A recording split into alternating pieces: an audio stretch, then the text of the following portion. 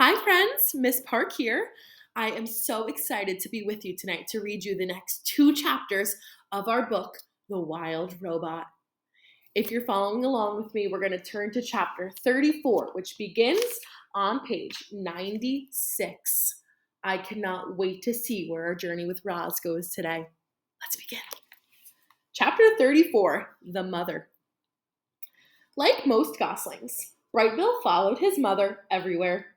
He was a slow, tottering little thing, but Roz was rarely in a hurry, and together they loved meandering along the forest paths and around the banks of the pond. However, they spent most of their time right in their own garden. You see, the garden was no longer scraggly. Thanks to the robot's careful attention, it was now bursting with colors and scents and flavors. Clearly, Roz was designed to work with plants.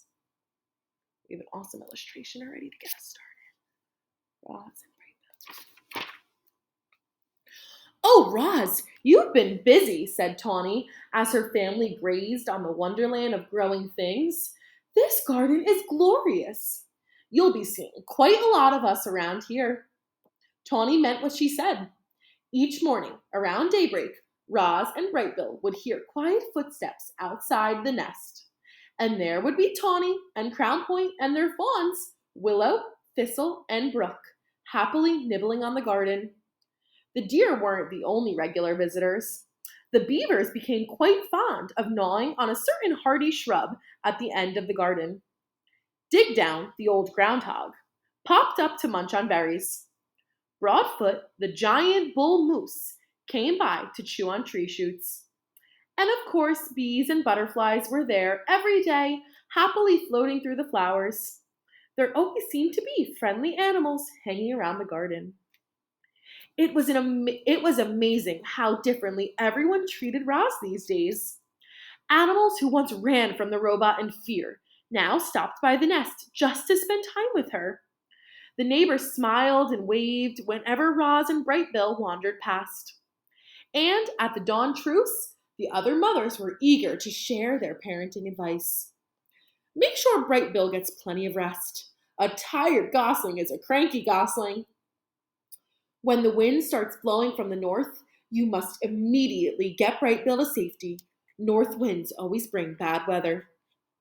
You'll never be the perfect mother, so just do the best you can. All Brightbill really needs to know is that you're doing your best. That's how we treat each other at LDS, too. No gosling ever had a more attentive mother.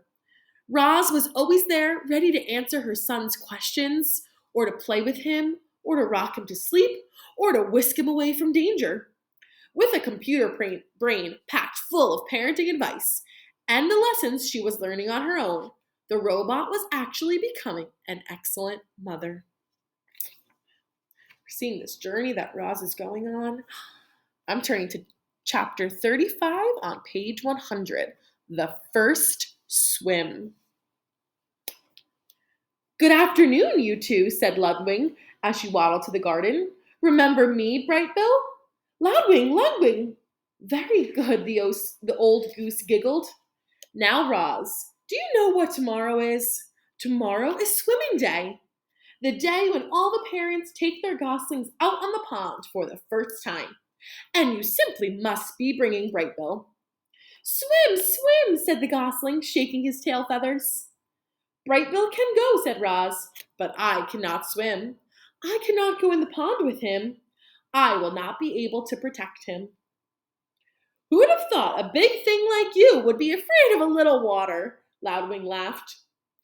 Well, don't you worry, Brightbill. He'll be safe in the flock. And he's going to have so much fun swimming with the other goslings. We begin at sunrise, so don't be late. See you in the morning. And with that, the goose plopped into the water and glided away. Swim, said the gosling. Yes, Brightbill, said the robot, staring at the pond. Swim. Early the next morning, peeps and honks and splashes began echoing across the calm water. Roz and Brightbill followed a trail through the fog and over to a beach that was crawling with fluffy goslings and proud parents. Roz took a few steps into the water and her survival instincts immediately flared up. The robot's computer brain knew that if water got inside her body, it could do serious damage. And so, as the other parents began swimming across the pond, Roz stood safely in the shallows and watched. Brightbill ran up and down the beach with the other goslings, peeping and laughing and pretending to be afraid of the tiny waves. When one wave finally pulled him in, he felt his body floating on top of the water. A big smile appeared on the gosling's face. Clearly, Brightbill was designed to swim. "Very good, Brightbill," said Loudwing as she floated past. "You're a natural." "Yes, Brightbill, you are a natural," said Roz, trying to sound like a good mother. Loudwing rounded up all the goslings and gave them a quick swimming lesson. "Remember, everyone, paddle your feet evenly to swim in a straight line. Paddle with your right foot to go left, and paddle with your left foot to go right. Try it out and join the rest of us when you're ready. Happy swimming day!" Loudwing and the other adult geese calmly glided toward the center of the pond. A jumble of goslings tried to keep up with them. The youngsters jostled and splashed and peeped with excitement, and gradually they paddled in the direction of their parents. Only Brightbill lagged behind. "Mama, swim?" Roz pointed to the flock. "I cannot swim. Go have fun with the other geese. You will be safe with them." The gosling took a deep breath. Then he shook his tail feathers and paddled his feet and set out on his very first swim. He drifted too far to the left. Then he drifted too far to the right. But his feet just kept paddling until he caught up to the other goslings. Roz spent the morning watching her son swim around and around the pond. As she watched him, she felt something like gratitude. Thanks to Brightbill, the robot now had friends and shelter and help. Thanks to Brightbill, the robot had become better at surviving. In a way, Roz needed Brightbill as much as Brightbill needed Roz, which was precisely why she felt such concern when the mood on the pond suddenly changed. I don't want this chapter to end. One moment, everything was tranquil, and the next moment, the geese were in a panic. Something was violently sloshing through the group. It was Rockmouth, the giant, toothy pike. The fish had been a problem in the pond for as long as anyone could remember, but he'd never attacked goslings before. All the parents immediately went to protect their young.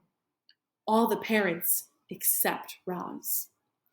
The robot could only stand in the shallows and watch as her son left the other geese behind and desperately swam toward his mother. "Swim to me, Brightbill, quickly!"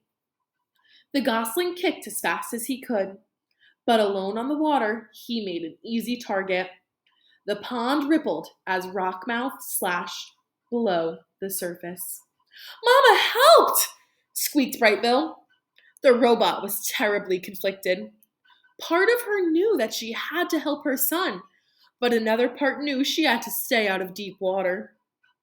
Her body lurched forward and then backward, again and again, as she struggled to make a decision. Then Loudwing came to the rescue.